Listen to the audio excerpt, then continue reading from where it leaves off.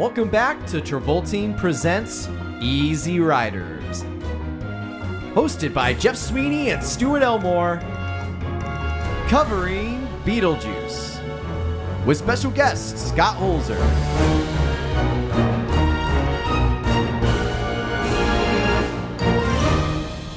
Welcome to Beetlejuice. Beetlejuice. No, wait.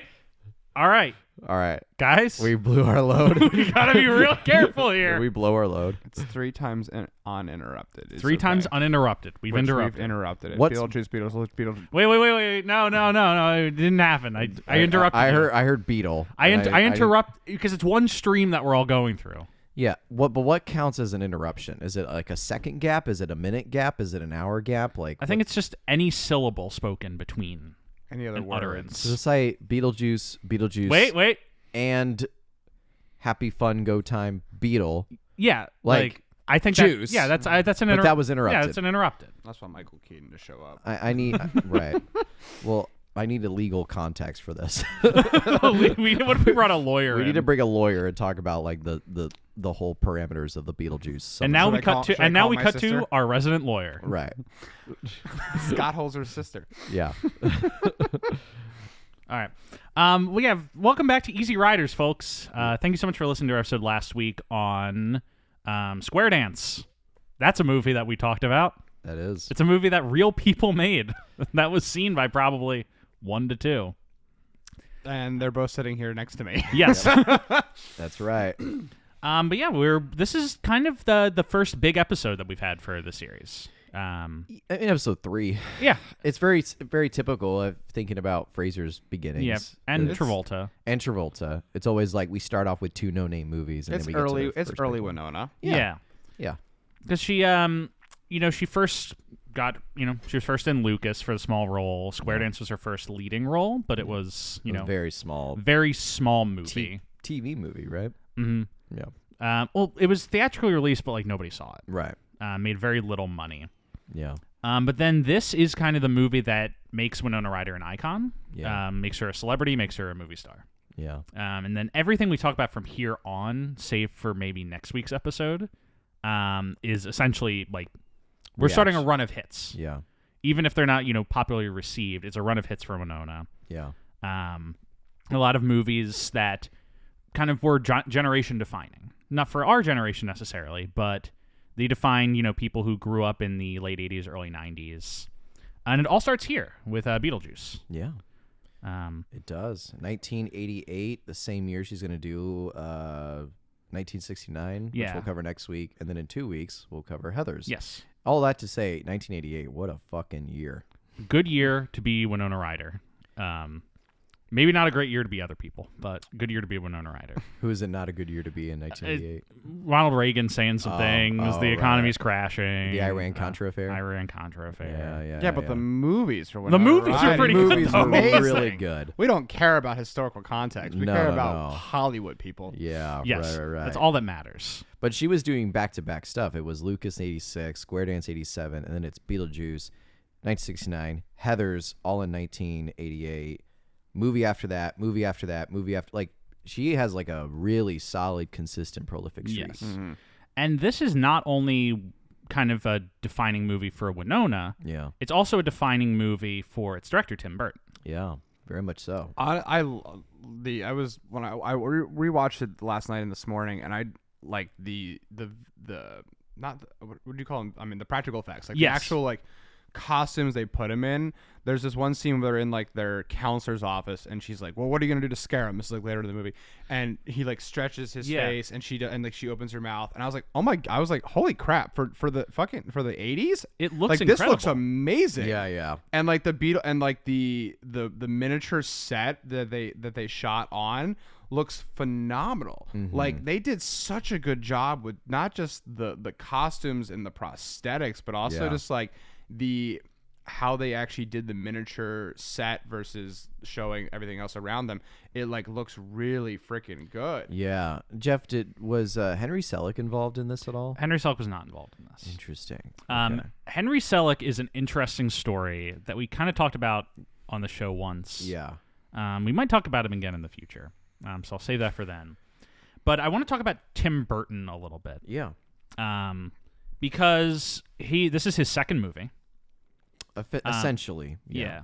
If you discount like some of his shorts or like the Frankenweenie 20-minute movie. Yeah, he did like an episode of some TV stuff, but yeah. So there was a lot of like random stuff that he was messing around second with. movie. Yeah. Second movie. He starts off with Pee-wee's Big Adventure. Yeah. Is his first movie. Which has a lot of the similar effects that you're talking about that kind of are in this movie but exploded to 11. Pee-wee's Big Adventure, just like an incredible movie. I love that movie so much. It looks incredible. It's such a mission statement from Burton, just of his style.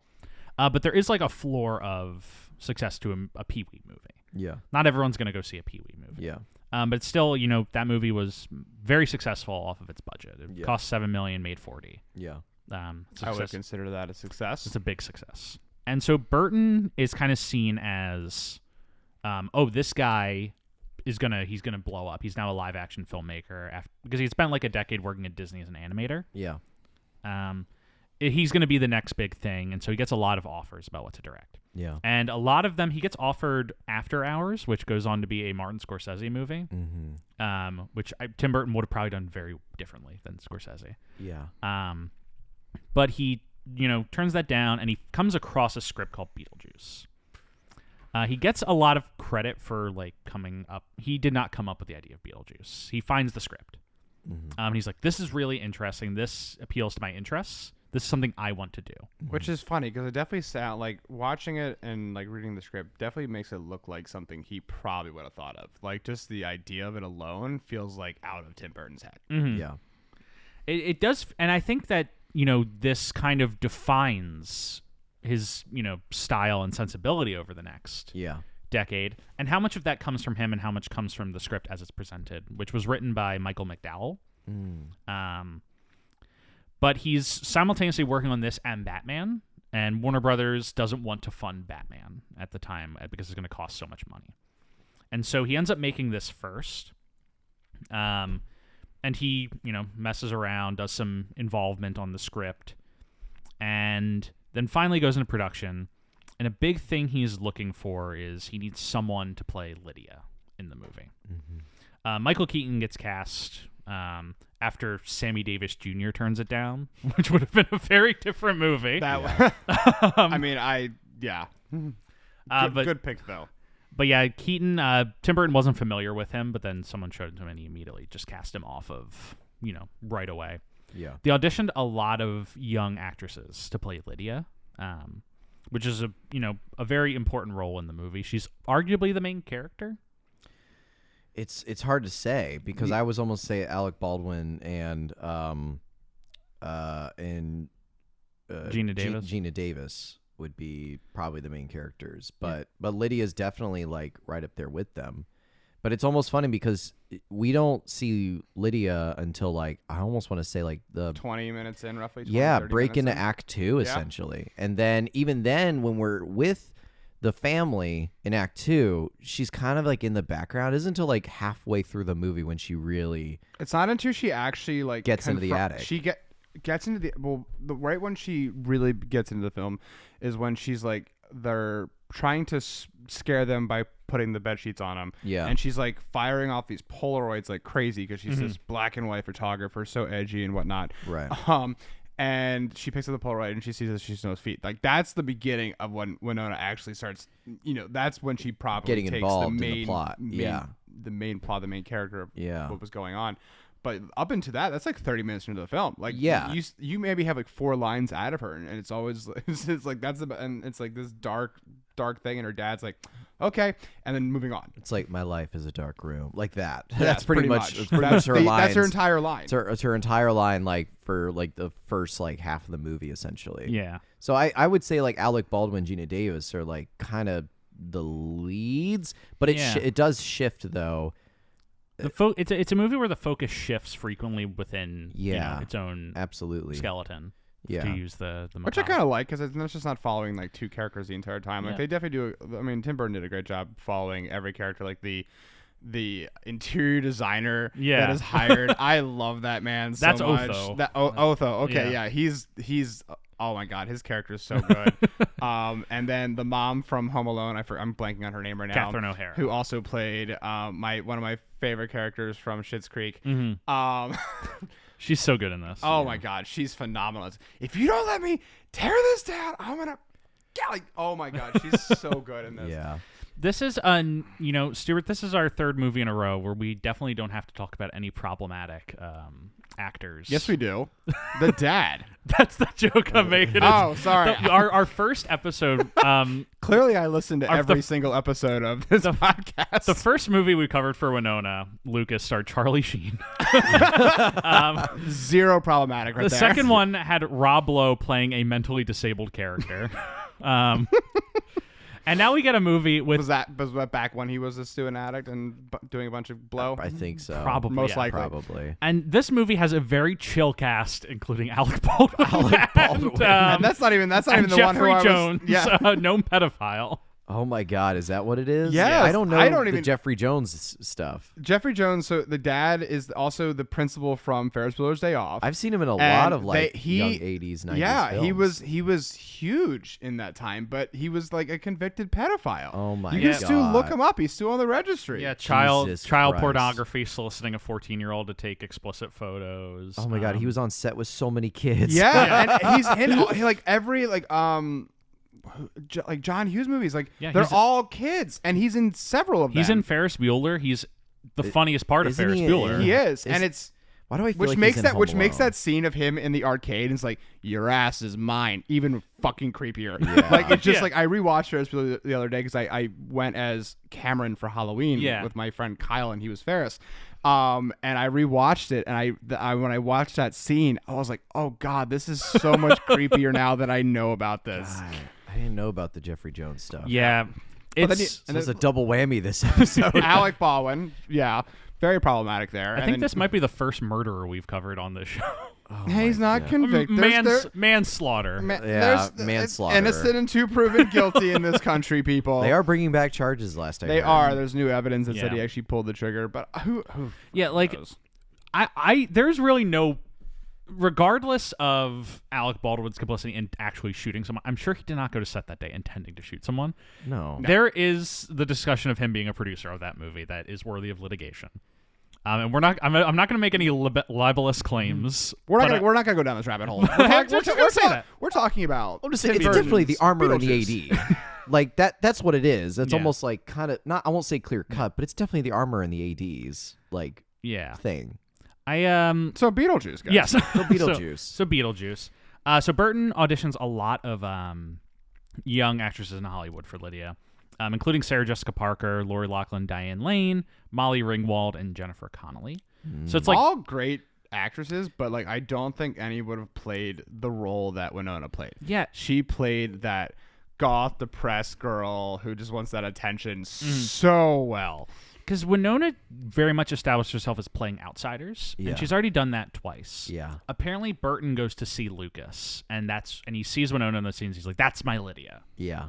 and very much wants to cast her off of just seeing that movie. Yeah. I mean, obviously they go through the audition Which process. we say like seeing that movie is really just seeing her face. Yes. Because I was gonna say after you listed all those actors, I thought they would be good, they would be good, they would be good. But Winona's just got the look for Lydia. Like she just looks like somebody who would just sit at a dinner table with a veil, wearing all black, and be like, "My soul is a dark room." Like I don't know. Like it passes off so chill and so easily. You're not even like thinking about it.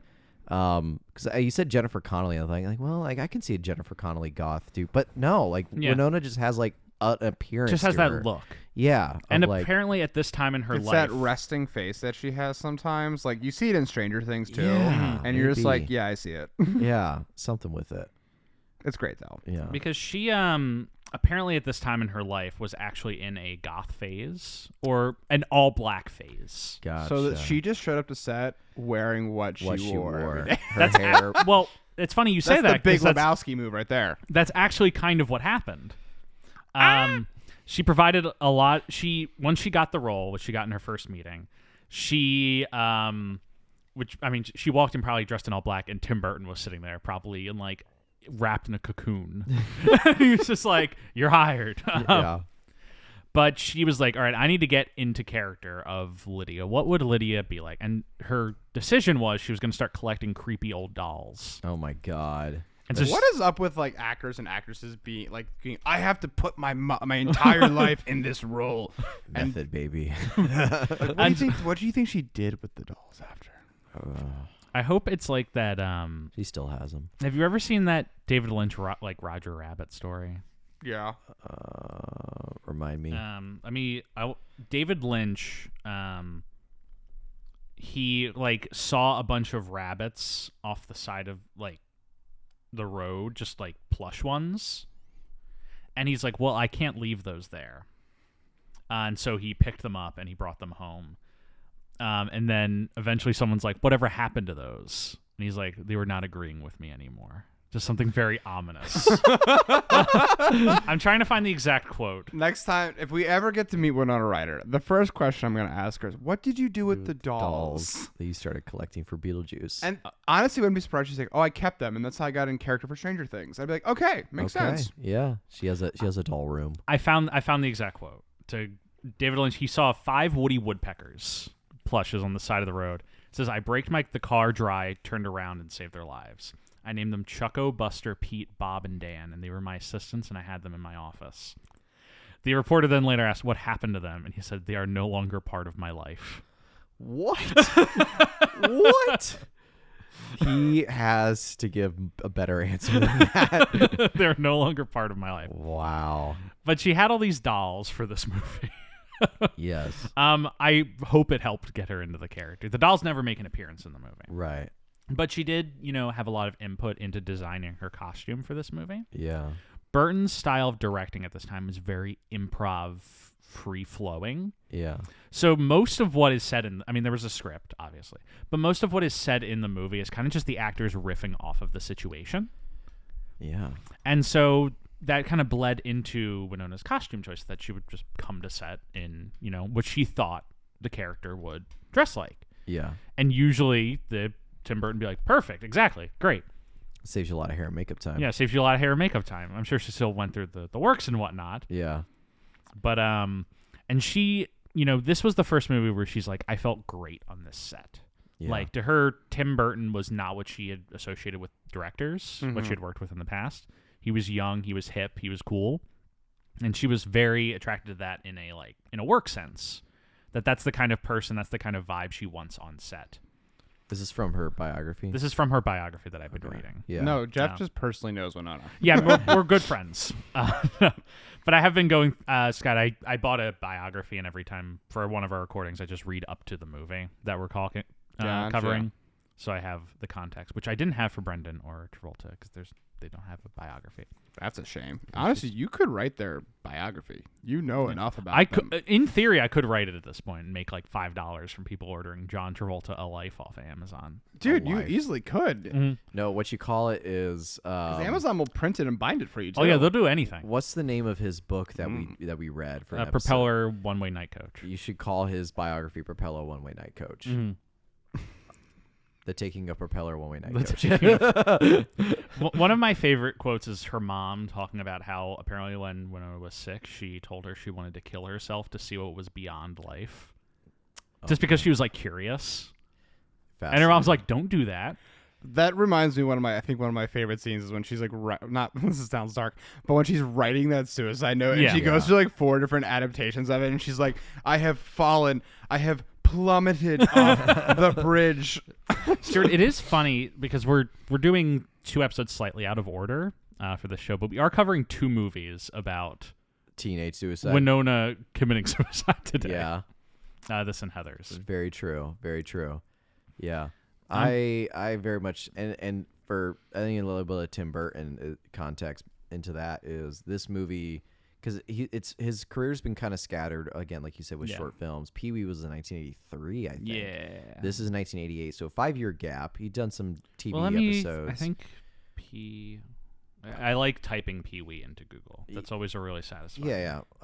I'm sure. Yeah, your Pee-wee safe was search is 85. on, right? 85. So there's a 3-year gap between Pee-wee and then Beetlejuice. But after Beetlejuice, He's working pretty consistently. He's working very consistently. Batman, Scissorhands, Batman Returns, Ed Wood, and then it just like he keeps going back to back to back to back on stuff. So his career absolutely like just takes off from this movie. This movie is we'll talk about the end, but this is a massive success. Oh yeah, especially for him. Yeah. But the last few things I want to talk about before we can delve into the movie are the Michael Keaton context. Well, the Michael Keaton context is essentially that he just, he doesn't know Burton doesn't know who he is, and then sees him and is like, all right, we're hiring that guy. Yeah. Because he was basically a stand-up comic who had done like some TV and movie work. It's crazy to think of Michael Keaton as a stand-up comic. It is funny, like, and that I would Beetlejuice love to see that. Beetlejuice is essentially just his routine. So he's like a Jim Carrey type. Yeah, he's like a Jim Carrey, like running back and forth across stage and just like talking fast, throwing just random shit out there. Like I don't know how. I mean, every time he has a character like that, he nails it. So it makes sense. You can find his stand-up on YouTube, I believe. The Tube. It's funny how like back in the 80s and even like 70s to 80s that there was a genre of comedy just called like physical comedy, slapstick comedy, right? Just in the stand-up sense that you didn't have to say clever, funny jokes. You could literally just be a goof on stage. Yeah, and Robin Williams. Just, I mean, well, I would say he had an interesting blend in the 70s, 80s, where he had like his physical comedy aspect mixed with some very problematic in the sense that he's so batshit crazy on stage that you kind of let it go. But like Jim Carrey, who literally, if you look up a Jim Carrey like bit, he literally for like 10 minutes he just does impressions. Yeah. And it's like, but there's no joke. He literally just like transforms his face to Clint Eastwood and people laugh. And I'm like, that's funny. Like to them, that's very funny. To me, I'm not like, it's like, okay, like that's, well, but Stuart, we're so used to like more like, Stuart, we all know impressions are very funny and we know that people who do them are very cool. Oh, Stuart. You love how it went silent there from silent. Two of your friends, ominous, staring ominous. at you. I hope the audience could feel the eye rolls that just happened. Stuart, can you prolong that gap in the edit? Just make it like 20 seconds. Make it a 20-second long gap. Mm-hmm. But everyone seemingly had a lot of fun making this movie. I read it in the trivia bit, and I would have died to be there on set, that when he first steps on like the soundstage or whatever to do his part, Michael Keaton, that they're chanting juice, juice, juice, juice. And I was like, oh my God. You imagine that? Like, that doesn't happen today anymore. The thing that I love about this movie is that Beetlejuice is barely in the movie. Oh, yeah. He's like, he doesn't appear until like 45 minutes in. And then he's in like 3 scenes. Well, like there's another thing. He's like he's the problem to be solved. Yeah. This movie understands that Beetlejuice is perfect as like an object or like in like small doses. If this whole movie were they talk about him more than they actually show him. If this movie were to star him and he was in every scene, he'd probably get exhausting. You'd probably get tired of it. Yeah. But it knows to just dole him out in the perfect increments. It's like the Jack Sparrow in the first Pirates movie, where that movie knows the perfect amount of Jack Sparrow to put in every scene. Yeah. Whereas then you watch Pirates 4 and he's in like every scene just screaming at the camera. Yeah. And you're like, make it stop. Because he forgot his lines. This is how he did it. Well, it's an hour-and-a-half movie, and Michael Keaton's Beetlejuice is in 14 and a half minutes of it. Like, that's insane. Yeah. You feel like there's more after you watch it. You feel like you got a lot. Because he leaves such a huge impact in the film. Yeah. Because it's like, when he steps onto screen, it's like, those are the scenes you remember. Mm-hmm. Like, that's what you walk away with the film. For being such a, we said 14 minutes out of it, like a 2.5 hour movie. Like, those 14 minutes, they slapped. Yes. Like, they're incredible. They were fantastic. Like, when he first gets introduced to them, when they get shrunk down to the miniature, and he's doing this whole bit with them, and he's doing the impression, and he's like changed back into his shirt, and he's like Italian. And he's like groping the wife too. It's just like that entire scene is like, that's what I remember from the movie. And that's not even like the first time we see him. We see him on a TV ad. Yeah. Because that's the first time we see him like do like the come on down, Beetlegeist or whatever. Yeah. And it's like, I got the bio exorcist. And it's just every time he's on screen, like, listen, I maybe Michael Keaton, true to form, can just do that. But like, you cannot tell me he wasn't taking bumps of cocaine. The off thing is, side. no, that's why the films were more fun back then. Right. People were chanting people's names when they walked on a set. There was coke everywhere. Everywhere. Like, you want to talk about Caddyshack for a second? Like, Caddyshack had bowls of cocaine at craft services, for fuck's sakes. Absolutely. Like, the old ways of filmmaking I would love to go back to that. You would show up. Back when the booger sugar was clean and not cut with fentanyl. Like, I want to go back to that level of filmmaking, people. Booger sugar was clean. The ideal vibe of filmmaking is you show up, you take a bump of cocaine, and then you wake up 3 weeks later, the movie's done. And you're like, wait a second. Honey, it's not just one bump. It's a lot of bumps. You're like, wait a second, we shot that thing? The thing is, like, that's how old Hollywood worked. Just saying. If you didn't know that, like, look up talk to people who worked in the 80s and the early 90s. Like, Coke was, like, available on set as, like, a craft services dish. And now we actually need money for our jobs. And now Coke is so expensive. I can't afford it. I have to actually work for it. Yeah. Production just doesn't give it to me anymore. The craft service has really gone downhill since the... If you or a loved one has an addicted personality. Well, you guys will be shocked to hear there's only one person who seemingly had a bad time making this movie. Tim Burton? No, take a wild guess. Who? Alec Baldwin. Alec Baldwin. Yeah. Complained about this movie. Oh, Why? my God. My favorite thing about Alec Baldwin is that he complains about every movie he's in. Guys, I don't like this movie. He is retired from public life like 3 times. And then just gets back on Twitter and starts tweeting at people aggressive things. It probably runs out of money. Yeah, he runs out of money. And then my 2 favorite Alec Baldwin stories are... I have a great one. This is great... My first favorite Alec Baldwin story is that, he talks like this in movies. He's always whispering. Yeah. He actually whispers in most of his movies to a level that his co-stars can't hear him. Wow. He knows that he sounds best when he whispers. Mm-hmm. And so he tells the sound mixer, I'm going to be whispering. And so they just boost his levels. So he sounds the same as everyone in the movie. But on set, he's basically just like, this is not good. What's going on with the Beetlejuice here? So my one of my favorite Alec Baldwin stories is, so I have a friend who is a childhood actor. He's now a first assistant camera working in Chicago. And he starred, well, he didn't star, but he was Alec Baldwin's son in the movie Ghost of the Mississippi, which was starring Alec Baldwin and Whoopi Goldberg. My friend has the derpiest face. I love him to death, but there's a shot of him when he's having this conversation with Alec Baldwin as his son, and it's just the look on his face is still the same look he has today, and he ends up saying I think he ends up saying shit or something like that in front of Alec Baldwin, and just like the relationship between Alec and him is just absolutely hilarious. And then he got offered to work on Rust when Rust started shooting again, luckily he turned it down. But I would have been like, you should have done it, because you could have walked up to Alec Baldwin and been like, "Hi, Dad," and just see if he still remembered it. My God. But apparently he had an entire spa day with Whoopi Goldberg, and I'm like, I That sounds great. want to hear all about that. I want to do that. Yeah. Did you have a second story you were going to say, Jeff? Oh, yeah. He's in Hunt for Red October, playing Jack Ryan. Yep. And then they recast him for the sequel with Harrison Ford. Better option. Because he's just Alec Baldwin, and to this day he still calls Harrison Ford an asshole and like refuses to ever talk or speak with him or be anywhere near him because he feels incredibly I'm upset. sorry. He should have been cast in the first one. Yeah, you are not. I love that movie. Like, I love it so much. I've never read the book. My brother's obsessed with the book too. But like, Harrison Ford would have been a better option for that. Sorry. Why are you telling me that Indiana Jones took my role? Lemon.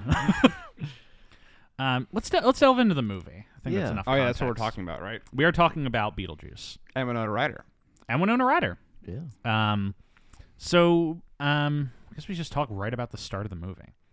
Yeah. It starts off with one of my things I love about Tim Burton is that he always does elaborate opening credit sequences. Mm-hmm. This one is just The model is so the model's detailed. really incredible. Yeah. Like, part of me, I rewatched it twice this morning, and I was like, it can't be your model, right? And then I was like, no, it's a model the entire time. Yeah. Because the movie it's essentially what you think is a helicopter shot over the town the movie's set in, a small town in Connecticut. I can't remember Which the actually name. takes place in Vermont. I actually drove by the set of Beetlejuice really? 2 right when the Ryders went on strike, because I was in Vermont that's that awesome. weekend.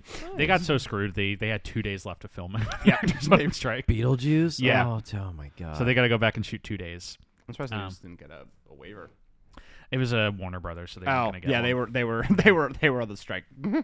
But essentially, you think it's a helicopter shot over this town, which you're like, oh wow, this is impressive, as all the names pop up. Yeah. And then Winona's like fourth build. It's like Alec Baldwin, Gina Davis. I think it's then Catherine O'Hara and then Winona, or maybe it's Jeffrey Jones and Winona.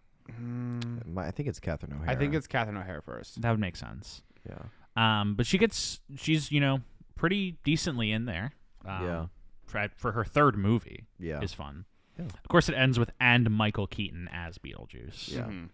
Because he's not the star of the movie, but he's the title character, so they're gonna give him the big one at the end. Yeah. He's also on like a lot of the advertising for it. Yes, so. he's on all the posters, which is funny because you see him and you're really anticipating. That's like his Zendaya appearance. being on the posters for Dune and only being in there for 15 minutes. Do you hear about the guy who sued that movie? Do you remember that movie Yesterday about the Beatles that came out a few years ago? The World Without Beatles. Oh, I think I know what you're. There's about a to trailer say. with playing all the music, and he's like, "This is new for everyone."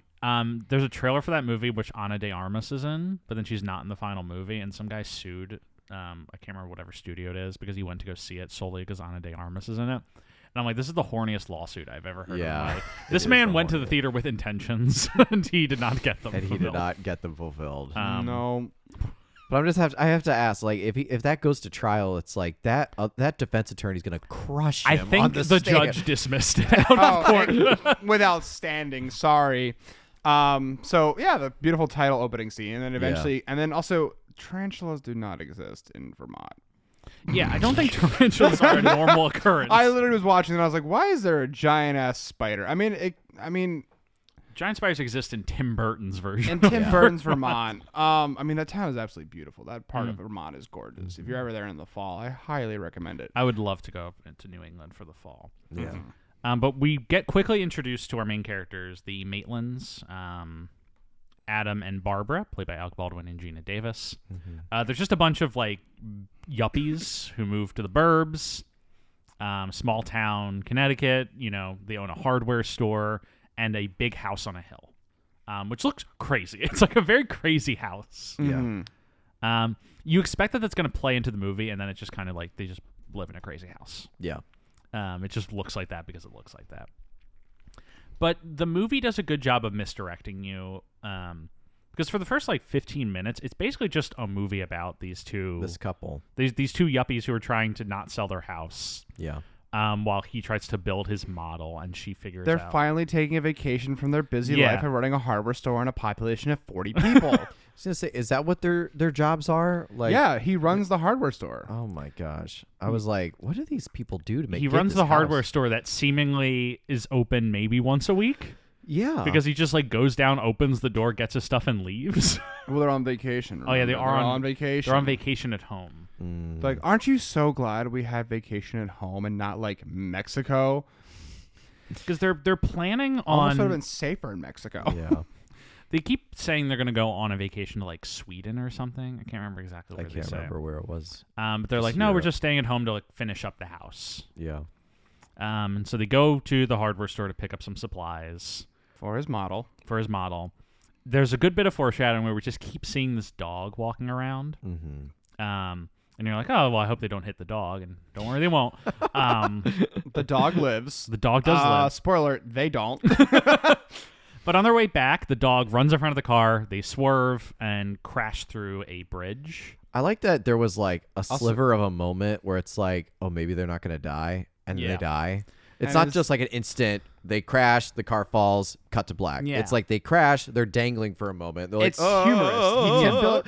Tim Burton does a great job of like taking things that could easily just be done like that, but adding a little bit of humor to it, and extending it a little bit longer to make it funnier, to like add more suspense to what's going on. Like he does that several times throughout the movie, and I think he does a fantastic job with that. What I love about Burton, especially in his early years, is that he starts as an animator, and so much of his live action work is informed by that history in animation. Yeah. And just kind of how an animator, does gags. Yeah. Like the concept of crashing a car through a bridge, you're suspended, and the only thing keeping you up is a dog standing on a single platform. Such a Looney Tunes car. That's literally a Looney Tunes scene. It is. Also, that river is not deep enough for a car to sink. I'm just throwing that out there as someone who's been by that river. But whatever. It's movies. It's movie magic. And that's why, we're going to talk about a few Tim Burton movies on the show. We get to avoid most of the bad ones, thank God. But like once he gets into the 2000s, he loses his cartoon sensibility. Yeah. Because with this, Pee-wee's Big Adventure, even Batman, or Batman Mars Attacks, those are all movies that feel like live action cartoons. Yeah. Like things just move in those worlds in the way that people don't move. Yeah. They move like a cartoon. Like Beetlejuice is just a cartoon character who's found his way into the real world. Yeah. And so that's partially what makes this movie, like right off the bat, so unique and so interesting. Is you are watching Looney Tunes, but in live action, and starring Alec Baldwin inexplicably. Looney Tunes back in action. Yeah. Brendan Fraser makes a cameo. What if he did? But their car does plunge off the cliff, and they die. They perish. Well, we don't know that they die. We just cut to them wet inside their house. Yeah. I should probably have phrased that better.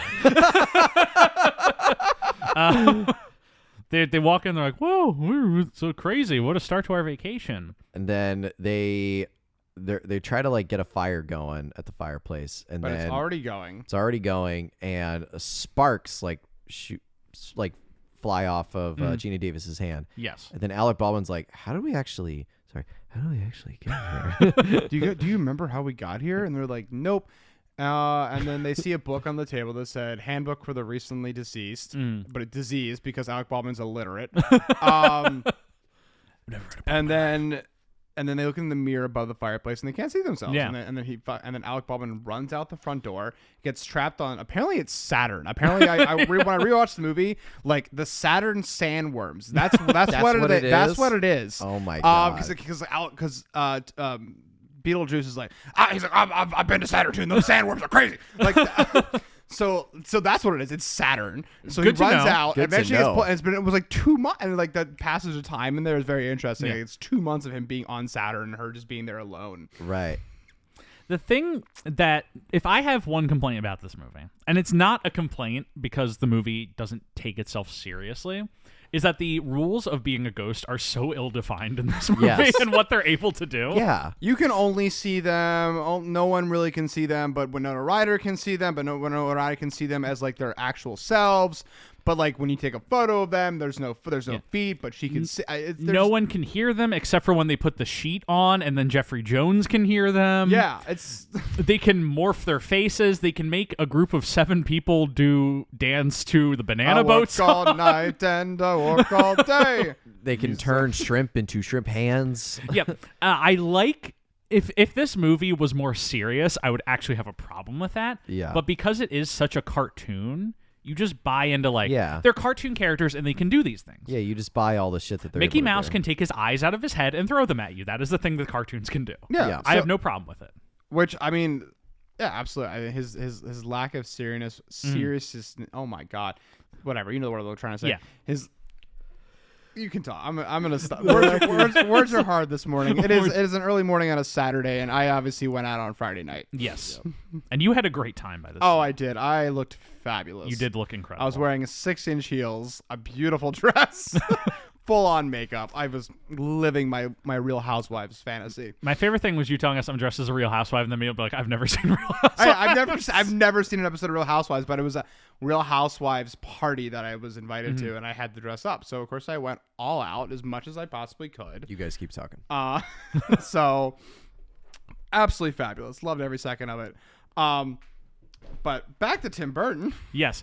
So they're dead. They figure this out, and they're just trying to kind of cope and understand how to be dead in the world.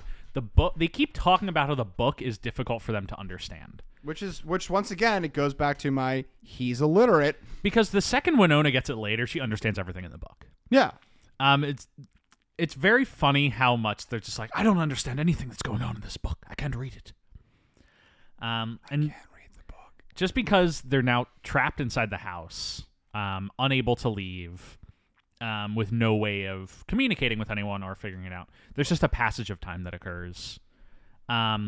We forgot to mention at the beginning of the movie, it's established they have a realtor friend who's constantly trying to convince them to sell their house. Mm-hmm. I'm guessing she sees that it's like you can make a big profit off of it. She mentioned that there's a big, wealthy family in New York City that wants to buy it. It's like $230 cash. Like, yeah. And then she's like, this house is so big for just like for you two. Like, this is meant for a family because they're not having kids. They don't want kids. There's like the subtext that Gina Davis is incapable of having kids. Yeah. The movie never really mentions it again, but that's kind of thrown off. Which there's that it kind of builds into this idea that Winona becomes their kind of surrogate daughter at the end of the movie. They do kind of take her in because it's like they do.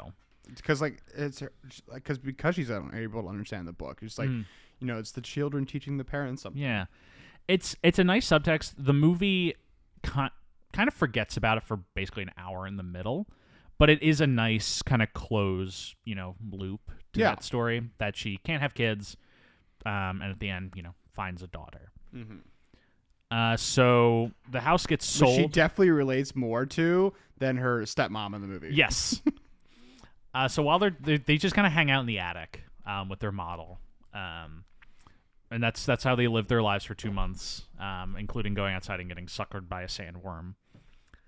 After those 2 months, they see their realtor friend come by after the funeral and kind of look at the house, and then another car pulls up with which is the new home or the new family that's moving in, the Dietzes. Catherine O'Hara playing what's her name in this movie? Catherine O'Hara playing Delia.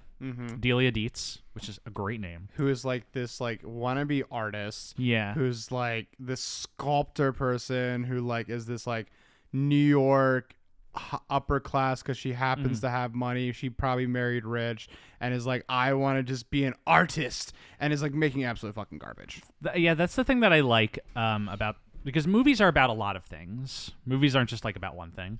I like that this movie is also just subtly this like snobs versus slobs 80s movie about like the real folks having to deal with all these trendy artist types trying to move into their house. Oh, aren't they the worst? They're terrible in this movie. They're awful. They make me question my life choices. I'm like, God, am I like... Are you Delia? Jeff, I've seen your apartment. You're not close to Delia. You're fine. I don't know. I'm looking at the little camera art pieces, and those could be Beetlejuice horror settings. Yeah. They move in. Delia, her husband Charles, played by Jeffrey Jones, and then their Charles's daughter Lydia. The movie never explains what happened to her mom, but just that she only has a stepmom who she hates. Yeah. As per the usual goth child. Yes, as per the movie requirement, you need to have a stepfather or stepmother who you dislike. Yeah. It's important. You can't have a movie without it. It's a can effect. A goth kid with 2 actual parents, like, come on. What do they have to be sad about? Nothing. Okay. And right away, Winona really looks great in this movie. She steps out basically in like a morning gown with her hair spiked up, the full black dress. Yeah. Does she have a veil on in the beginning? I can't remember. I think so. Yes, I think she has the veil at the beginning. She wears it it throughout the entire movie. The first dinner scene, she definitely has it on. Yeah, she's pasty white with like sunken eyes. It's gonna be you, Jeff. She's basically It already is. she's basically made to look dead. Yeah. Even though she is alive, she looks like a corpse. Yeah. In a morning gown. And right away, she just it's a confidence in her performance that we haven't seen yet in our previous 2 movies. Yes, that's absolutely correct. I'm glad you brought that up. You get the feeling that this is, again, it objectively is the movie where she figures it out. Yeah. But you really get the vibe that like she came to set and she, after her experience in the first 2 movies, was just like, all right, I understand this character. I understand what to do. I understand the assignment in this movie. Yeah, and she is unwavering in it. Oh, she understood the assignment. Yes. Yeah. Because she does clock that she sees people in the window. Right, yeah. There's all this hullabaloo about Delia's statues, including the most Tim Burton looking statue of all time, which is like a leaf that's sunken in with claws. Yeah. That's getting just swung around. It pins Delia against the wall. Well, how did she make those statues? Did she buy them? She sculpted them. She's a sculptor. I don't buy it. Her agent hates her too. Yeah. Her agent does hate her. She calls her a flake. Yeah, which is just 3 times. Yeah. Rough. Imagine that's disrespectful to Catherine O'Hara. But I'm glad that she handled it with grace. Yeah. Lydia clocks that there's 2 faces in the window upstairs, and she's like, "Look, there's fate." Her Midwest accent's like really kind of. What was that, Jeff Sweeney? Look, there's faces. No, that's not it. You can't. Is she from the Midwest? She's from Minnesota. That makes sense. You can really hear the accent in Heathers. Yeah, you can. It's like when she's like, "Dear diary." Dear diary. But she starts suspecting that there's something going on in the house. The parents are much too concerned with this guy Otho, who's an interior How's designer. he related to them? Like He's the interior designer for her. Like for that's Catherine O'Hara. yeah, for Catherine O'Hara. Her And- personal interior designer, who's also an exorcist. which is hilarious. There's a scene of them once they renovate the house. There's a scene of them sitting on this extended porch with like the facade of one side of the building. It's like he's like, I know as much about the afterlife as I do interior decorating, and the dad just goes. It's just like, okay. It's so funny how terrible he is at design, but he just keeps walking around Otho. Otho. Of course, his name is Otho. I've never had a client who matched my energy, who understood what I like. They're both insane, Yeah. but I love him to death. So we get all this fun business for probably about like 10 to 15 minutes, which is just the Maitlands seeing what is being done to their house. Yeah. And desperately trying to figure out how they can prevent it from happening. Yeah. Because do they try and scare them first, or do they not try and scare them until after they consult with their caseworker? I think they. No, right when they move in, they try. So the Yes. caseworkers afterwards. So when they're doing the one he's doing when oh my god when they're doing the walkthrough of the house and she's walking around with the spray can like You're spraying right. things down, You're right, like yeah. they're in the closet together with the head cut off. He's in the study with like Yeah. her holding a knife with Alec Baldwin's head. Like they're trying to scare her, but no one's seeing them. Right. And then they're like, oh, we gotta. Eventually they go up to the attic when they're like, have you been upstairs yet? And they're like, no. And they start walking upstairs and like, oh, I forgot to lock the attic. And they run up past them. They get like they're like, but little all of a whooshy sudden now sound. they can feel them. They can Like feel once Yeah. again, this not understanding of how the ghost world works in this movie. Yeah. Because But, Alec don't- Baldwin, at this point, does take his head off. He does. He's running up there without a head at this point too. Yeah. Door slams shut. They can't get upstairs. And that's how they start. And then eventually he puts his head back on. And then they read the book and they're like, if you need help, draw a door. And he's like, what does this mean? And then, oh my God, it literally says draw a door. So they draw a door, whatever, and then knock 3 times. Dun, dun, dun. And it goes into this ghost world in this insane thing. And then we meet their caseworker, who is this like old woman who's just constantly smoking. And she's like, what do you want? I love the ghost world. It is my favorite part of the movie. One of my favorite things in movies is when they take like a fantastical world, whether that be, ghosts, fantasy, sci-fi, and just put like the most boring, obnoxious bureaucracy into the middle of it. It's Sylvia Sidney Yes. who plays Juno, their caseworker, who's also In Mars listed in Attacks. Mars Attacks. She's the grandma. grandma. Yeah. Yeah, she's the grandma. I just love her character in that. Like when the football team dies and they're calling her coach. and I don't think we make it off that bus. no, you really. don't say. When I was a kid, I don't remember what capacity I saw the image in, but when they're in the waiting room, there's that one guy with the shrunken head. Oh, is Yeah. that? Yeah.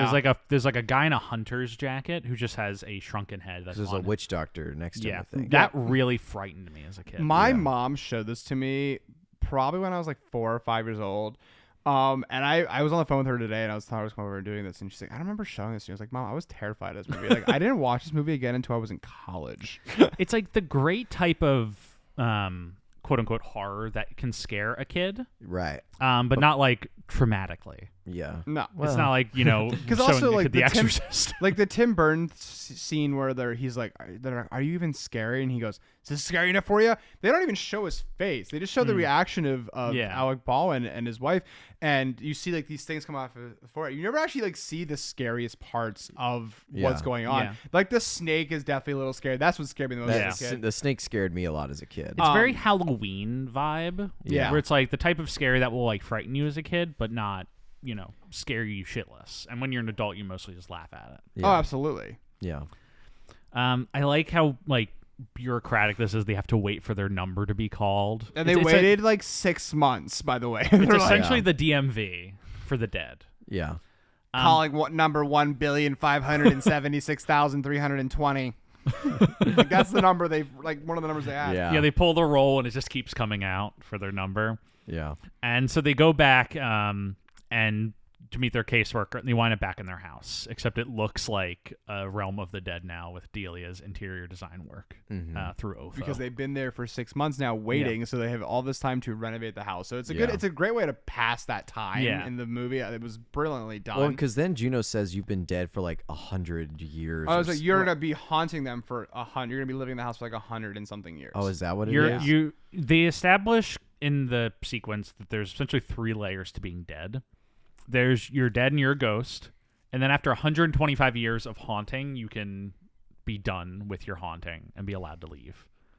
Yep. So I there are like rules to the Ghost rules. I World. love these. And but then the alternate is if you get exorcised, you essentially are in like a floaty And that's realm. what that room is when they're walking Yeah, down the it's hallway. death for the dead.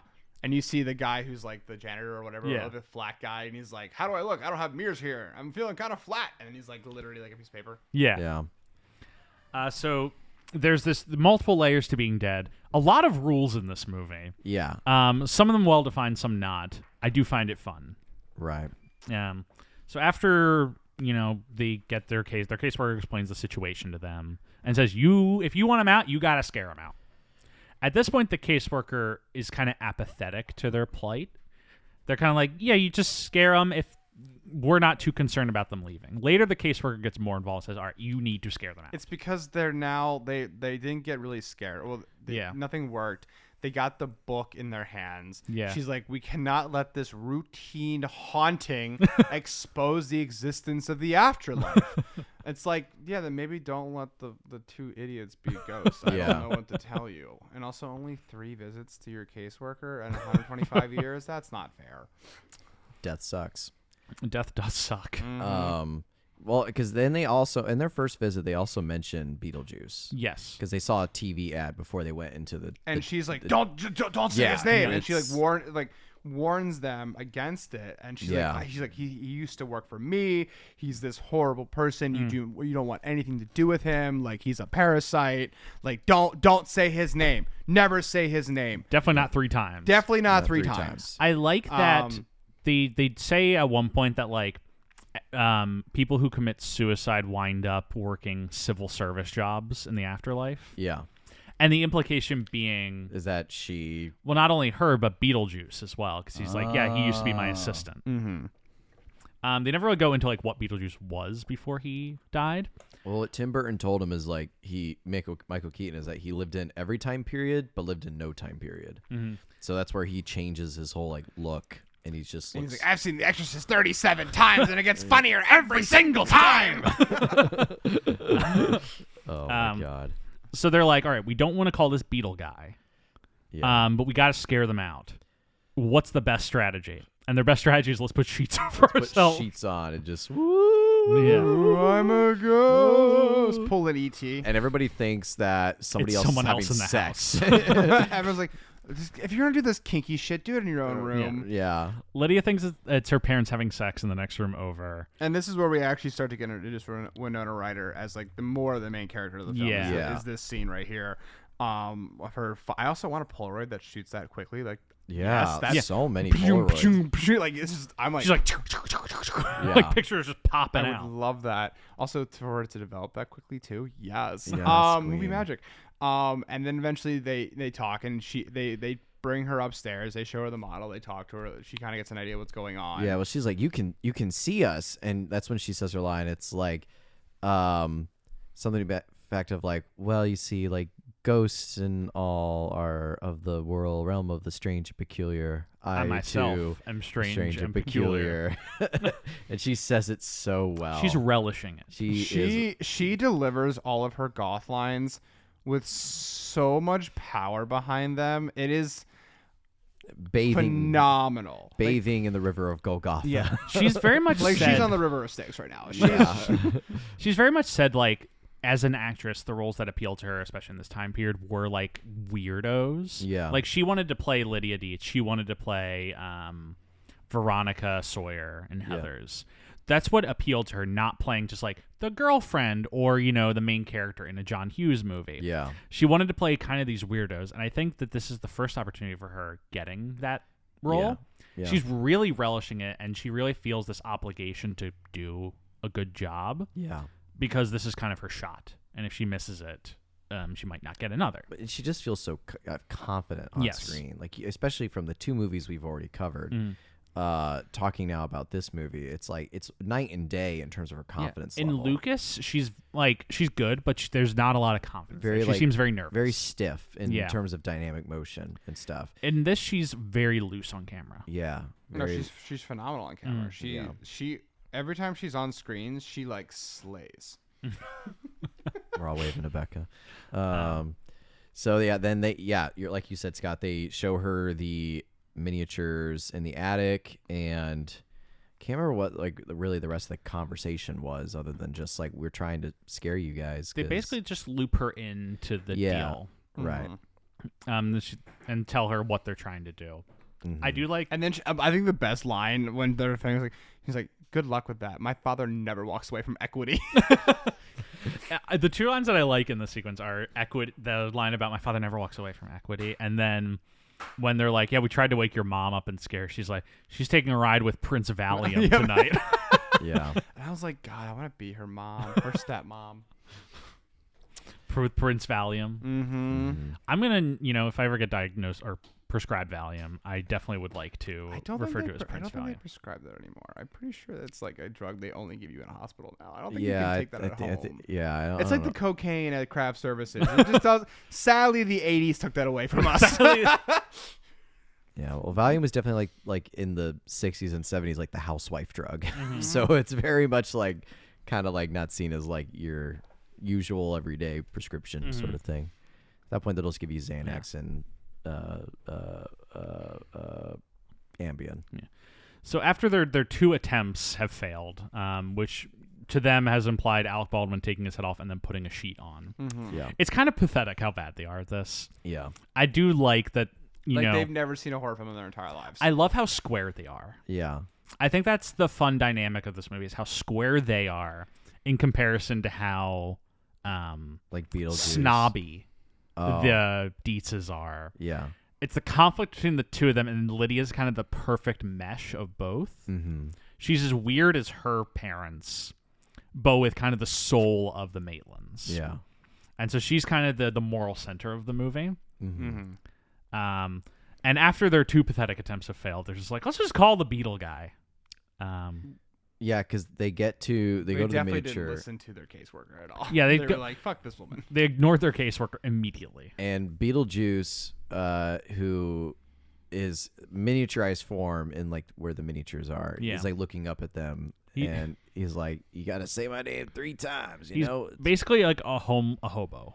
Yeah. He like camps out in other hauntings. Yeah. Because he looks through the obituaries and he's like, all right, where I need to work. I got to work. Yeah. He's living on their model. Yeah. So they say the name 3 times, and then Beetlejuice appears. They say Beetlejuice. And they get sunk down to the miniature, and that's where they meet him, and he does this whole like he does his little intro where he pretty much sexually assaults her the entire time that they're down there. But he's an old horn dog. He's an old horn dog. And it's just absolutely crazy. I mean, I just love how the miniature set looks when they're down there compared to like it looks so good from when they do the helicopter shot, and then when they're on it, it's literally just like foam padding. Yeah, it's just like definitely a Tim Burton vibe. It honestly just feels so nice to me compared to like this beautiful intro shot to then just like, oh, let's just throw a bunch of foam padding on and call it the grass. Yeah, but eventually, like throughout their whole talk with Beetlejuice, they're kind of. I thought you were about to do it. Do what? Don't or nothing.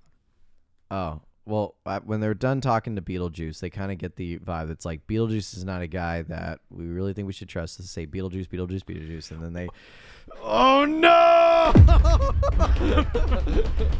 Hey, how are ya? I set him up for that. Hey, Stuart, you looking for a guest on your podcast?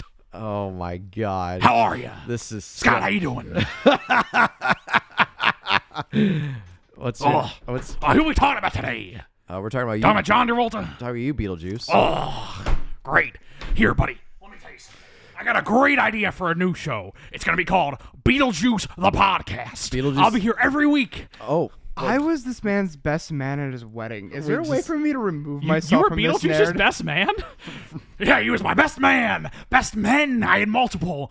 Genghis Khan, Adolf Hitler, Benito Mussolini, my best men. My God. All right. What are we talking about? Or talking about your movie. Where are we at? At the part where they. You know, I'm making a sequel Oh yeah, you're making a sequel. called Beetlejuice 2. Yeah. It's Beetlejuice 2. Feels good to be back. You know what? I think this bit's running blue. Beetlejuice. I would like to. Beetlejuice. I would like to remove myself from this narrative. It's all right. Okay, you got rid of him. I got rid of I was a Beetlejuice. little worried there. Beetlejuice is getting a little bit too Beetlejuice for He was me. getting a little too Beetlejuice for you. Oh wait, we just said it 3 times. No, you're not in the sequence. There was a pause. There's an interruption. So if I say Beetlejuice, something, Beetlejuice. Yeah, there's interruption. We've already talked about this. We did have an audio recording from our lawyer earlier in this episode that explained it. We did. Yes.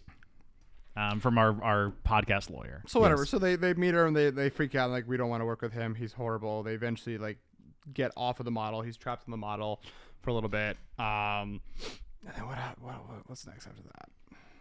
I'm trying to remember. They're just like fidgeting with the little. Yeah, little so ball they thing. pitched to Beetlejuice that what they want, and he offers his services, but they're like, this guy's a creep. This We guy's don't a want to creep. deal with We don't him. want to deal with him. And who of us hasn't, consulted a contractor and been really creeped out and been like, all right, I'm not going to work not with gonna this work guy. with that guy. We're just gonna do it ourselves. I do like when he's pitching himself. Mm-hmm. He kind of goes through his They ask him for his qualifications. Mm-hmm. He's like, I saw The Exorcist 167 times, and it gets funnier every single time. I lived through the Black Plague and had a pretty good time during that. Oh man. It's just it's like this movie needs this jolt of electricity like 45 minutes in. Because Yeah. it is kind of relatively slow-ish Yeah. going up to it. Right. And not that it's become boring, but like the gimmick of 2 ghosts trying to scare a family, it's not really sustainable past this point. Right. They need a little bit of juice to it. Yeah, you literally need to add the juice to the You need movie. to add the juice. Add the juice. This is where the cocaine comes in handy. Yes. Mm-hmm. There's definitely plenty. So they kind of run away from him. They say his name again 3 times and leave. Yeah. And he's like, "Oh, coming in for dinner? Hope you like Italian." And then turns around, they're not there, and he's pissed. God, you do a really good Beetlejuice impression. Thanks. Yeah. Yeah, I mean, he was just here. He was just here in the studio. It's not hard Yeah. when he's here. Whoa. Vicious assault happening. Yeah. Um, So then, what did they? They're not trying like the face thing yet, are they? No, No. that's later on when they eventually go back to the caseworker. Yeah. When the caseworker actually summons them this time, it This isn't. is the Deo table scene, right? Yes. This is where we're going. This is oh god, I love this scene. This is when they're like, we have a great idea for how to do this. And the whole time Lydia has been telling her parents, like, yeah, there's ghosts in the attic and I'm friends with them. And they're like, that's nice, sweetie. Yeah, they're like maybe you need to be on some kind of meds. Yeah. Maybe you need the Valium. And so they have this dinner.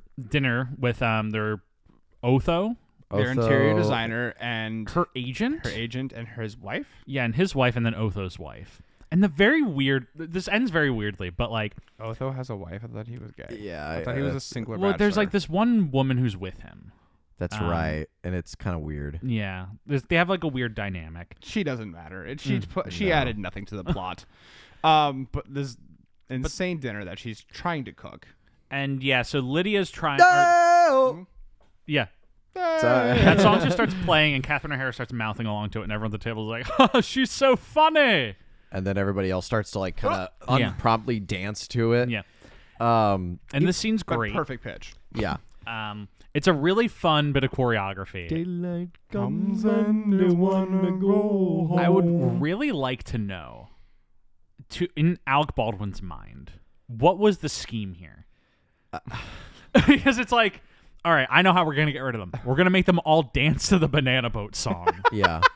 Like if I... Which just goes into the fact that like they have no idea what they're doing. Like the fact that they threw on sheets and was like this will work. It just kind of plays on the fact that they're just 2 idiots who have no idea what they're doing and they're so square. And they're like, oh, this song is so edgy and whatever. It's gonna scare them off. Yeah, And they think it's a great idea. Let me hit you with a pitch. If they have the ability to control them, because that seemingly this is a possession, they can possess these people. Yeah. Just walk them out the front door. No, they can't. They can't leave. Well, you just walk them out the front door, like to the porch, and then just like kick them. Yeah, but I remember that after this entire scene, they run upstairs and they're like so We got giddy. 'em. They're like, "We got him!" And then they're staring out the window, They're like, gonna be running out of the door any second, and nothing comes. happens. And then eventually, Winona Ryder comes upstairs and it's like, "They want to talk to you They downstairs." want to talk to you. And they're like, "Why?" And they're like, and think eventually they they think want to. it's They cool. literally want to make money off of them Mm. because that's the type of people they are.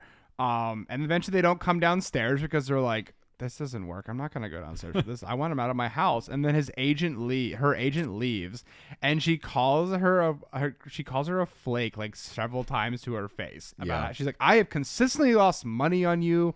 Like, I am done being your agent." Yeah. So then eventually they go back to their caseworker, I think, after this. And they're like, okay, so and their caseworker eventually says, like, "Oh my God, you fucking idiots." Basically saying it's like, whatever you guys have to do, like you just have to like scare them, okay? Like you're not thinking big enough, okay? And you need that book back because Ortho now has the book. Oh, they have the book after Yeah. that. Oh, I didn't realize that. Because she brings that up in the meeting, and they're confused, like, "Oh my God, we lost the book." And this is where we get the quintessential Tim Burton prosthetic makeup vibe to it. Yeah. When he like Alec Baldwin stretches his face They out, and his wife contort opens their faces, and yeah. it's so well done. And because it's a practical effect, it holds up. Like, Yeah. watching it this morning, I was like, "This looks phenomenal." This looks was really good. any kind of CGI in the 80s, early 90s. It would look so bad. Yeah, he But essentially because stretches his like mouth and nose and face like out to a point, and she like essentially stretches out her jaw, and opens adds it like up, 8,000 teeth and Right. pushes her Pushes her eyeballs like, inside it's her mouth. so well done. And it's just like whoever Tim Burton hires for his like costume and prosthetics, like Good Oscar shit. worthy, like Good shit. phenomenal, and it holds up so well. Did this movie get anything like award wise for that shit? We'll talk. Yes, it did. And we'll talk about that at the end. But the thing that's yes. fun about the stretchy face is that Tim Burton very much didn't want this to look realistic. He's like, I want this to look cartoony, and silly, like the B movies that I grew up with, like your playing on surrounder spaces and whatnot. And so that's what I find so charming is that a movie like this can, there's such a focus on like everything has to look realistic nowadays. Yeah. Like when you put, and there's movies that don't do it, and I'm not blaming VFX artists for this, but there's such like this focus on make it look realistic, make it look like how this thing would look. Yeah. And kind of moving away from the fact like it doesn't have to look realistic. It can look just like Alec Baldwin's stretched face. It can look goofy. It can look cheap. Right. As long as it looks good. Yeah. The good and real are not the same. It's, good is the opposite of bad. It's also a movie, so you're allowed to play with that kind of stuff. You can be silly. Make things look insane. And so they come back to their house, and the first thing I think it was Lydia who at this point in time is writing like a suicide note. Yeah. Because she I have fallen. No, I have plummeted off of the river bridge. Yeah, and so she because she wants to go. She at this point she's like connected with the Maitlands, and it's like she's connected with them. Yeah. That she sort of sees them more so as better like parental figures than her dad and her stepmom are. Yeah, So absolutely. she wants to like die to go into be a ghost and be She with wants them. to join them. Yeah. And so then they come back into the attic. Lydia then goes up there too, I think. And then she's frightened of them. And she's like, "Why are you guys doing this? Like, what the hell?" And she gets frightened because Tim Burton gets loose again. Tim Burton. Beetlejuice gets loose again and does that whole snake scaring scheme, and it wasn't their fault. And like that whole snake scene is Beetlejuice. It's not the Maitland. I think that's afterwards though, because isn't it like she gets scared of their contorted faces at first, and then they drop the act with their faces, and they're like, "Clearly, what we're doing is not working. We're gonna summon Beetlejuice." So they say Beetlejuice's name 3 times: Beetlejuice, Beetlejuice, Beetlejuice, and nothing. Okay, I guess we're fine. So then Beetlejuice comes out, and he immediately, I can't remember what he says before he turns into a snake. Some crazy bullshit. Oh, you thought I wasn't coming back? I heard you say it. Oh. Thought I'd sneak in So here. he turns into like this rattlesnake thing. Yeah. How and we doing? scares- What and scene are we scares the on? crap out of Winona Ryder. And Winona Ryder We're on like, the snake. I That's hate one of my you best guys. bits. Because it's really cool because he turns into like the railing of the stair kind of that then when they It's an old Beetle touch, classic when I did that. and then when he touches it, it like actually moves. Yeah, and like this Touch is it like when I this is the touch this it. is like oh the yeah, well, That's I'm like the weird. snake. Oh, I don't like that. I this is don't like the that. great like Tim Burton animation style of like him mixing in this very practical effect. Cartoons. I was a cartoon once. Yeah, Yeah. this practical cartoon. It's a great show. And the snake And like, Beetlejuice. Beetlejuice music. Get out of here. Oh, He's you gone. got rid of him. gone. Thank you. And the snake like full on like assaults them They do. because the snake's like throwing them across Yeah, the the snake room. throws the dad down the stairs and scares the crap out of Winona and throws the mom into a bedroom or something like that. And throws Ortho, I think, off the staircase or And I something think like that. and I think it's Gina Davis who sees all this happening. She's like, "What the fuck? Beetlejuice, Beetlejuice, Beetlejuice!" And then he goes Winona- back into like his realm or Yeah, whatever. and Winona blames Yeah. the maidens. So Otho and the rest of the family, they're like, "Okay, so we have this book. Like, can you find a way to like summon them or whatever?" And Otho's like, "I think I can figure this shit I out." think I can figure it out. Yeah. So I know as much about interior decorating as I do the afterlife. Like, yeah, and so he says like I need something very important to them, and that's when they find it very early in the film, so that they call back to it where it's like the wedding dress and the wedding tux or whatever. So they put that on the table and they have like a summoning circle essentially. Winona doesn't quite know what's going on. She's like, what are you guys trying to do? And then Otho does the Income Medium Patris Filii Spiritus Sanctus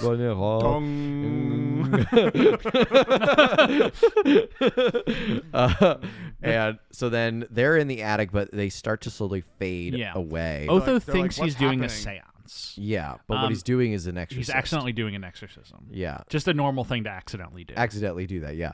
And it further plays into the fun dynamic of this movie of like snobs versus slobs, like these kind of square, suburbians. Yeah. In conflict with this of course, these- erudite city folk. who think they know what the fuck they're doing whenever Yeah. they do things because they're the upper class. And neither of them fully understand anything.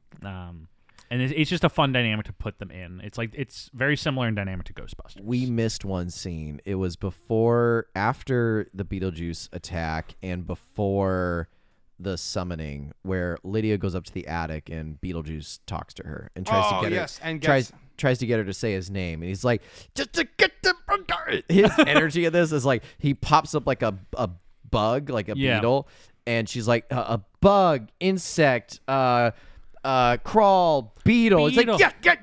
Play Okay, charades, second word because he's not allowed to say his name. Right, he can't say his name.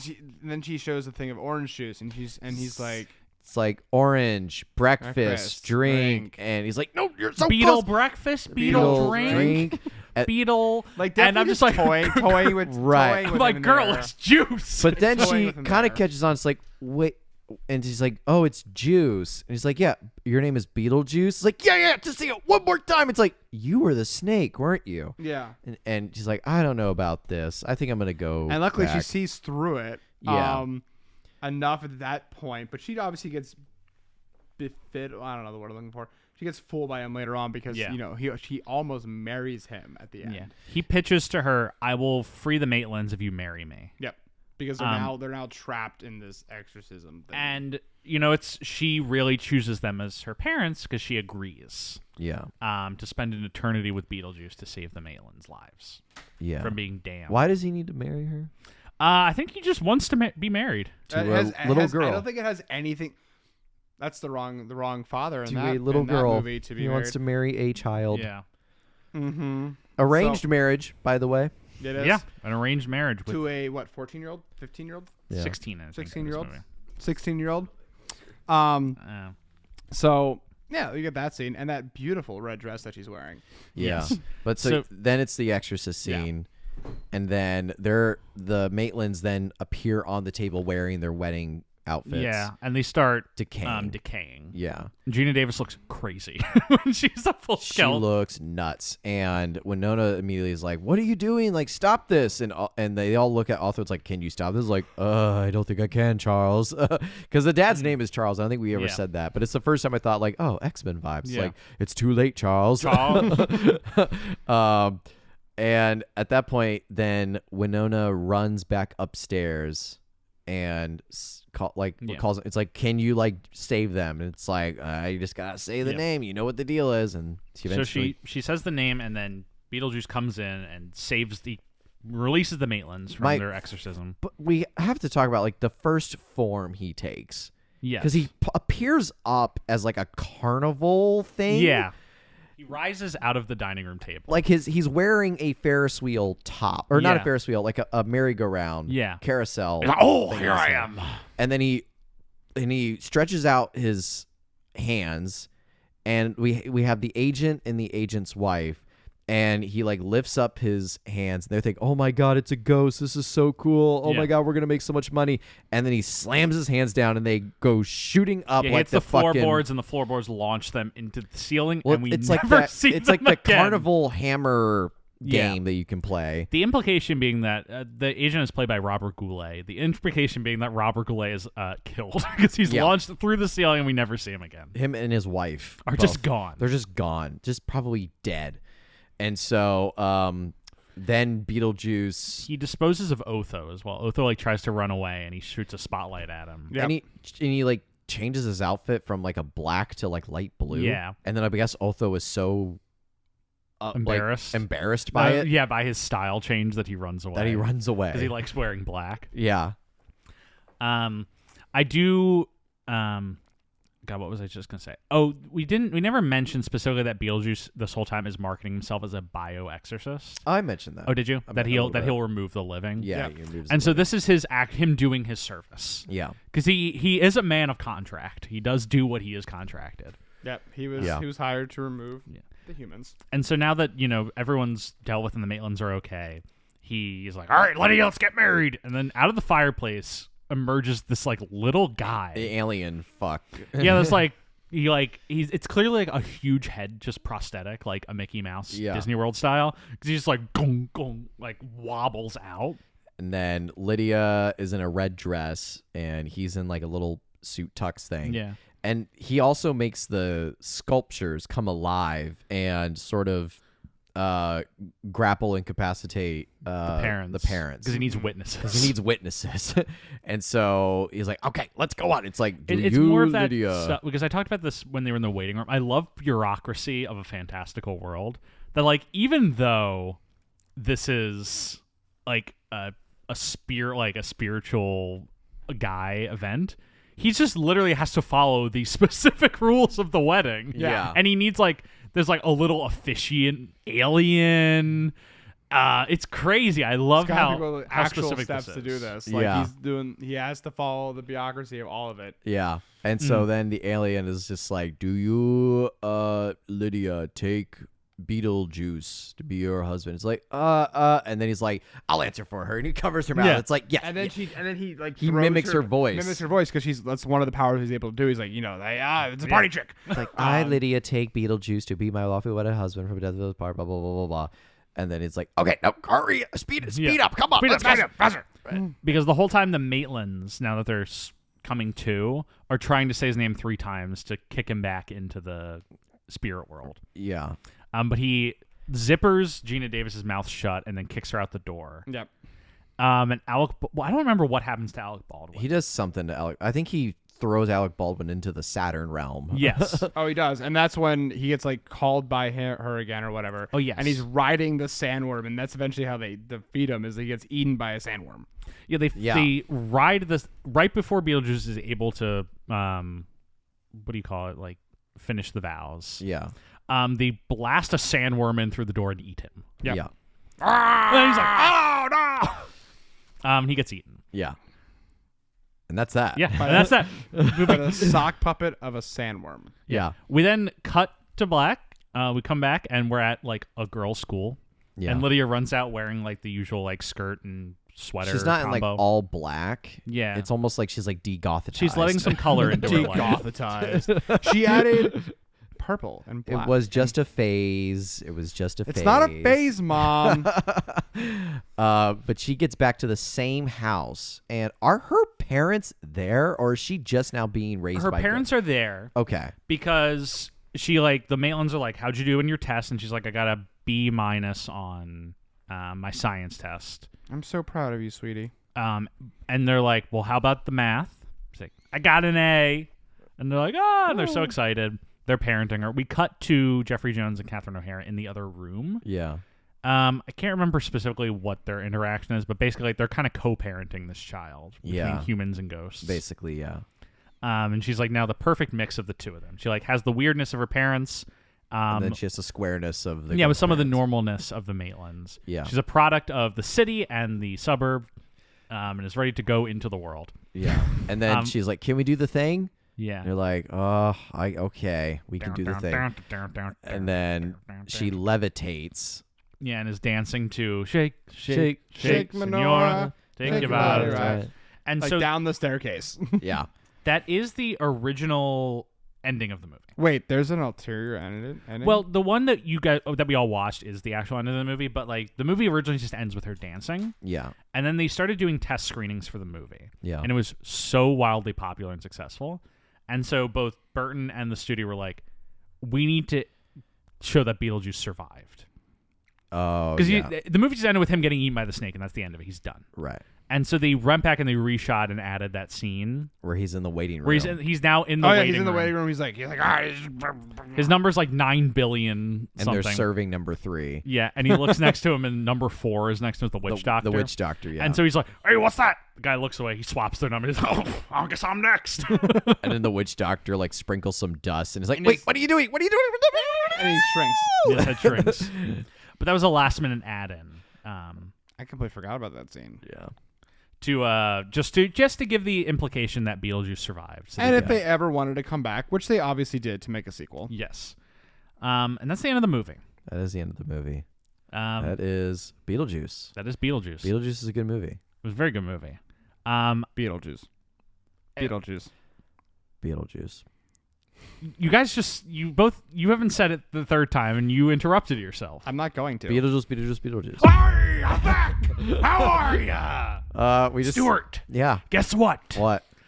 I like ya. Thank I you. think I'm gonna bring you in. Oh, I'm gonna- bring me in. To what? Bring you into the death world. You want to marry me? No, thank you. You and me, buddy, against the world. Eternity. I'm good, but I'm going to introduce Becca to a very good divorce attorney. I don't know who Becca is, but I'd love to meet her. I'm looking for a bride. real quick. We just finished talking about your movie, Beetlejuice. Great movie. You talking about the Beetlejuice, sequel, the Beetlejuice, television show? Beetlejuice. Thank you. Kind of asking for some context, but He's gone. You got rid of him. but yeah, that is essentially the whole movie. I really hope that they don't fumble the ball of what they succeeded on in the first movie, which was not overblowing Beetlejuice. Tim Burton's directing this one, right? Yes. Okay, Yeah. good. So the joy of this movie is very lovely. It's so much fun. Yeah. Is like the key to it. Cult classic. Yeah, it's like it becomes a classic almost immediately. It's made for $15 million. It makes $75 million. Yeah. Back in the day, if you made $75 million, your movie was a success. Nowadays, if you made $75 million, they would like fire 20 people. And Yeah. because a the co- probably cost $100 million. a company to would go make. under. Yeah. But it's a massive success. It launches a lot of careers. Burton, off of this success, is able to get the budget for Batman that he wants. Yeah. The studios originally telling him you cannot have Michael Keaton play Batman. Which But he then gets. yeah, Beetlejuice being set, they're like, all right, he's a movie star. He can be in Batman. It's insane to me that he. How he went from Beetlejuice to Batman. Well, I was just saying, like, it's insane to me that he just got done working with Michael Keaton as Beetlejuice, has this movie that has Batman and the Joker, and didn't think to cast him as the Joker? That That's is the thing fair. that's fun. He would have been a fantastic Joker. Well, Right. they cast my old roommate as the Joker. Right, they casted your old roommate as the Joker. I don't know who would have been the Batman if Michael Keaton was the Joker, but like I'm just thinking, like, you just got done working with this guy as this batshit crazy evil Like demon the lord. Joker would have been the perfect. Yeah, it's like that's just naturally what I would think. It's like imagine the phone call Michael Keaton's gonna get from Tim Burton. Like Michael Keaton's like get a call from agent. Hey, what's up? It's like, hey, I got Tim Burton on the line. He wants to talk about this Batman movie. It's like, oh, Batman. Well, I just got done working with the Beetlejuice. He wants me to play Joker. It's like, no, he actually wants you to play Bruce Wayne. Yeah. I'm like, oh, what? And that we're not going to talk about Batman like as an episode, but he like For a there while. was so much fan outrage over him being cast as Batman. They were furious. And the movie came out and people were like, oh, he's good. Yeah, He was only in what 1, 2, how many movies? He did Batman and Batman Returns, and and The Flash, The Flash, which came out this year and that Batgirl, nobody saw. and Batgirl. Oh yeah, Batgirl. We did talk about our secret copy of that movie. We got a Gotcha. secret copy of Batgirl.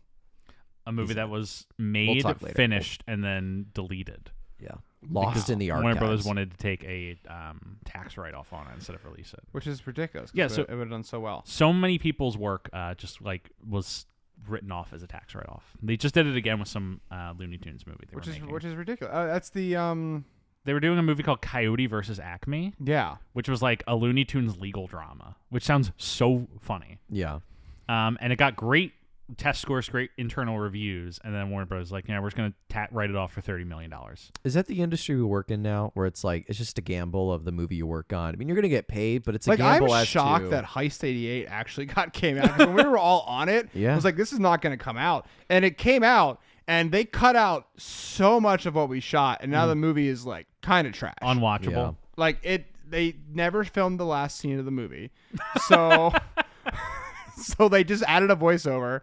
And then they cut out this like entire side story arc, and now the movie's only like an hour and 40 minutes, and it's like, oh my god, what the hell? But if you want to watch Heist 88 on Paramount Plus, it's available for streaming now. It is available. Check it out. Scott worked on it. I did. Are you in the end credits? I am. Oh, yeah. I am in the end credits. The end credits go by so fast. It's because it's a made-for-TV movie. I love when there's like, dude. It's horrible. I was like hoping for the full scrolling. Yeah. And my mom literally called me after she watched it, and she's like, I had to go back and rewind it 3 times to be able to find your name because of how fast it was going. And I was like, I just want to be on a movie one day where it's like the Get the big, scroll. slow scroll of the 1,000 And people your who name's worked in on it. there. yeah. It would be nice. I want that one day. But this movie comes out. It came out in March, weirdly. Interesting, because it March- definitely seems like a September, late Yeah. summer, early Halloween movie. I guess it feels like a it has very autumnal energy.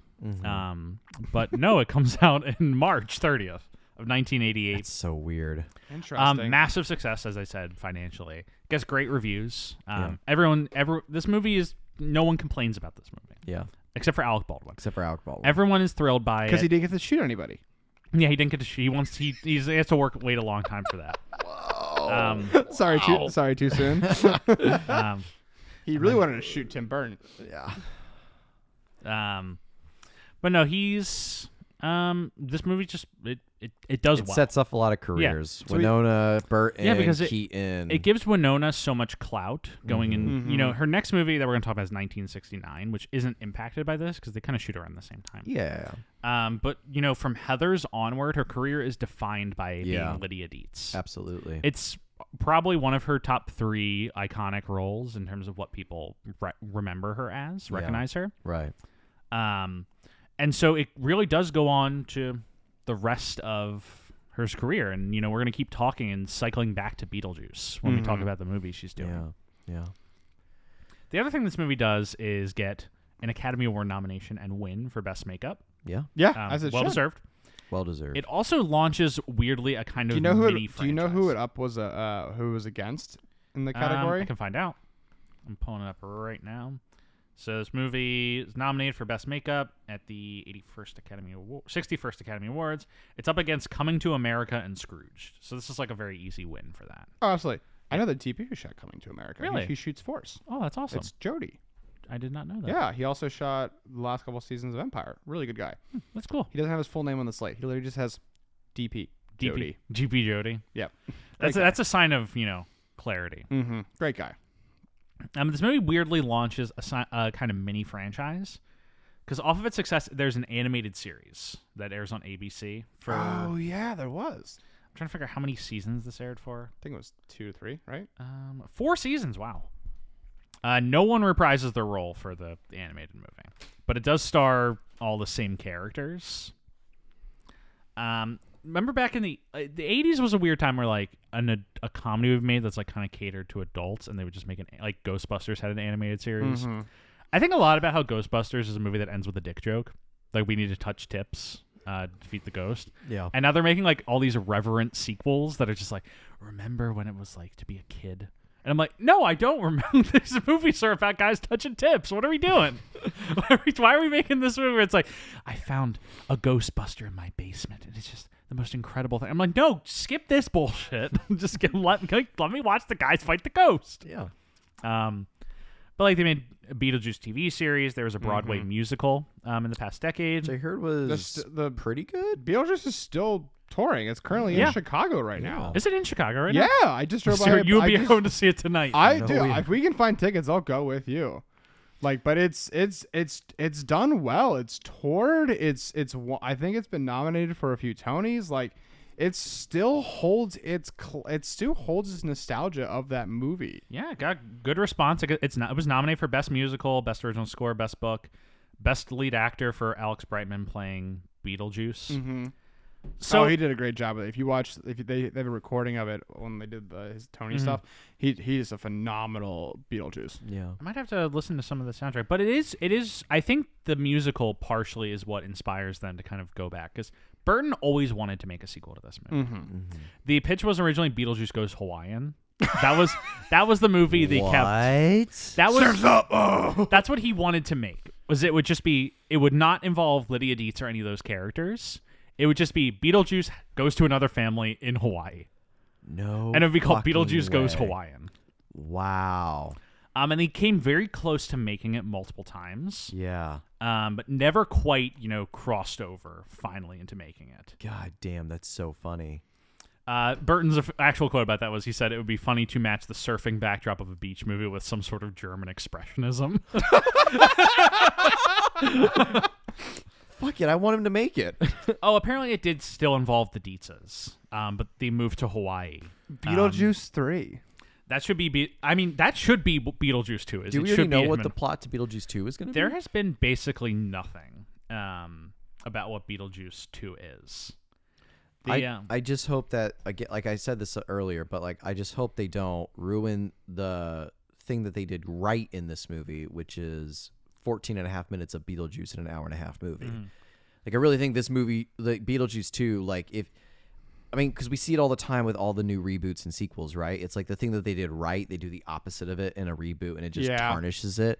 Like, I feel like Tim Burton is gonna hold. Yeah, like if it's Tim Burton at the helm, then it gives me a lot of good hope that he's not gonna make that mistake. I would just, like, if it was a different director, I'd be so nervous of like they're gonna like overuse Beetlejuice. He's gonna be like the main character. It's gonna be like Jack Sparrow 4, where it's just over too much Beetlejuice, and I get too exhausted in the first like 10 minutes of it. Yeah, and he's a very abrasive character to have on the screen for that much amount of time. I mean, we'll see. I mean, if they finish, they now can finish filming. Yeah. So the last 2 days, two more days of filming. Probably they might honestly add some reshoots in because they had this much time. Yeah. To kind of edit the movie. They probably So I mean, we'll probably see it sometime end of next year. It's supposed to come out September 6th of 2024. When we will be doing an episode on it because Winona is back in it. Oh, hell yeah. Then I'm coming back this time with my actual second guest star.